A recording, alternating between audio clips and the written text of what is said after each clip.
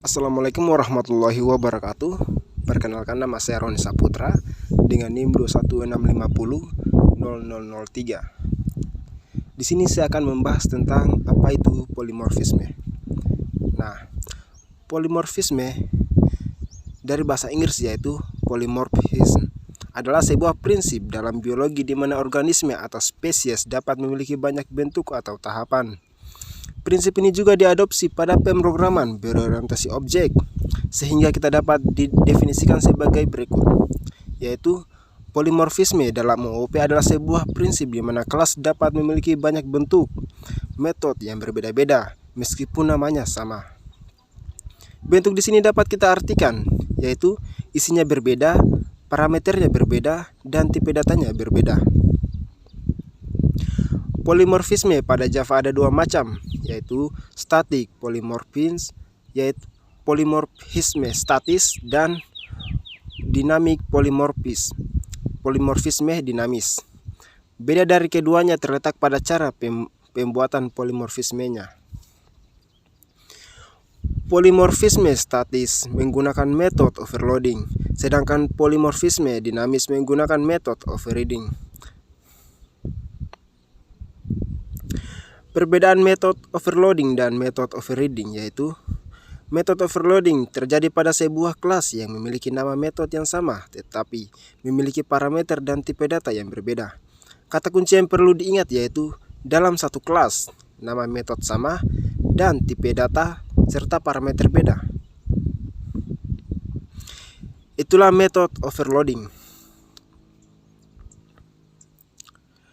Contohnya misalkan kita memiliki kelas lingkaran Java. Pada kelas ini terdapat metode luas. Nah, si metode luas bisa saja memiliki parameter yang berbeda. Misalnya kita ingin menghitung luas berdasarkan jari-jari, radius, atau diameter. Kelas lingkaran memiliki dua metode yang namanya yakni luas, tapi parameter dan tipe datanya berbeda. Dan juga isi atau rumus di dalamnya berbeda. Inilah yang disebut dengan polimorfisme statis. Kemudian kita membahas tentang polimorfisme dinamis. Polimorfisme dinamis biasanya terjadi pada saat kita menggunakan pewarisan, inheritance, dan implementasi interface. Seperti yang sudah kita ketahui bahwa pada pewarisan kita bisa mewariskan atribut dan metode dari kelas induk ke kelas anak. Kelas anak akan memiliki nama metode yang sama dengan kelas induk dan anak yang lainnya.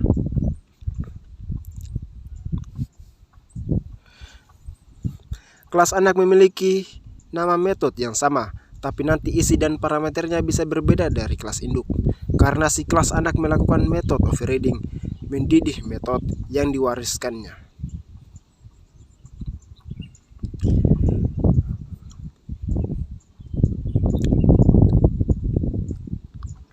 Jadi, polimorfisme statis hanya terjadi dalam satu kelas saja, sedangkan polimorfisme dinamis terjadi pada saat ada hubungan dengan kelas lain seperti inheritance.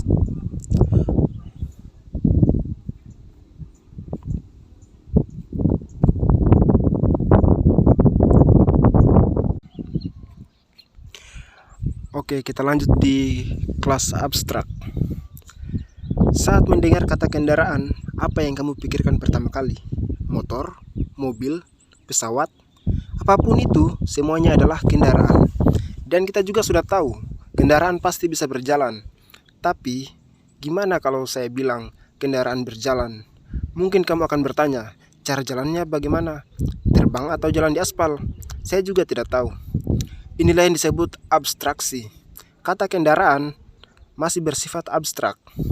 Tapi kita bisa membayangkan konsep kendaraan itu seperti apa. Jika saya bilang mobil berjalan, kamu pasti sudah tahu maksud saya. Mobil adalah benda konkret atau nyata, sedangkan kendaraan masih abstrak. Prinsip abstraksi ini juga ada dalam OOP, dan kita sebenarnya sudah pernah menggunakannya. Namun, tidak sadar saja kalau itu adalah abstraksi. Nah, di Java sendiri, ada yang namanya kelas abstrak untuk membuat abstraksi. Apa itu kelas abstrak? Dan di sini kita akan membahasnya. Kelas abstrak adalah kelas yang masih dalam bentuk abstrak. Karena bentuknya masih abstrak, dia tidak bisa dibuat langsung menjadi objek. Sebuah kelas agar dapat disebut kelas abstrak setidaknya memiliki satu atau lebih metode abstrak. Metode abstrak adalah metode yang tidak bisa memiliki implementasi atau tidak ada bentuk konkretnya. Masih bingung? Jadi begini, metode abstrak itu adalah metode yang tidak memiliki isi, cuma ada nama saja. Dan kelas yang menggunakan metode ini secara otomatis akan menjadi kelas abstrak.